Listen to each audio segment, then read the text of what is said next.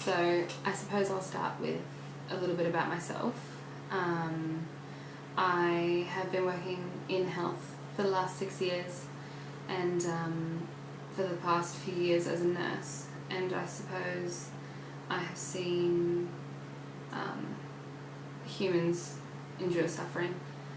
physically and mentally. However, I don't believe I've seen anything that could have been as bad as a genocide, but the strength that I've seen from some people, what they've gone through, has been astounding, and the messages of hope that I've watched today, it's amazing how far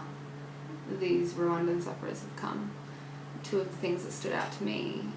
in the first clip that I watched was a young gentleman stated that he had scars left over from the genocide of what he'd suffered, and that he didn't look at them anymore. He didn't look at them as wounds, but as not even as memories. They were just something that was there, and that they didn't define his future. He'd lost his whole family, and he still didn't look at them and feel like he had to owe them anything, or he could just let it go and have them there as a constant reminder, but still be positive regardless. And the second note that I have was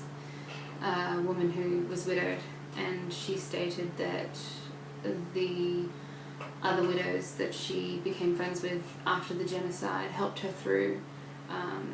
losing her husband, but that a lot of her strength came from the people that she knew that had passed, and that she was living her life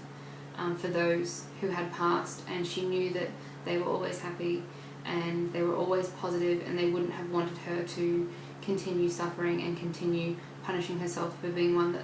the ones that lived. So she was living a happy life in honor of them, and I think that those two things are just take a phenomenal amount of strength. I had a verse that came to mind when I saw these, and it's Romans 5:2-5, and it says, "Through him we have also obtained access by faith into his grace, in which we stand, and we rejoice in hope of the glory of God. More than that, knowing that suffering produces endurance, and endurance produces character, and character produces hope. And this hope does not put us to shame, because God's love has been poured into our hearts through the Holy Spirit who has been given to us."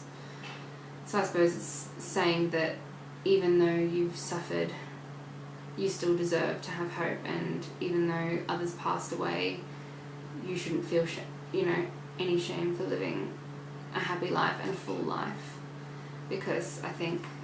the second woman said it perfectly, that you should live life for those who passed and honour their memory by being happy and living a full life. And I completely support the healing that you guys are going to have to go through, or have already gone through, and I think that what you've done so far is an amazing thing.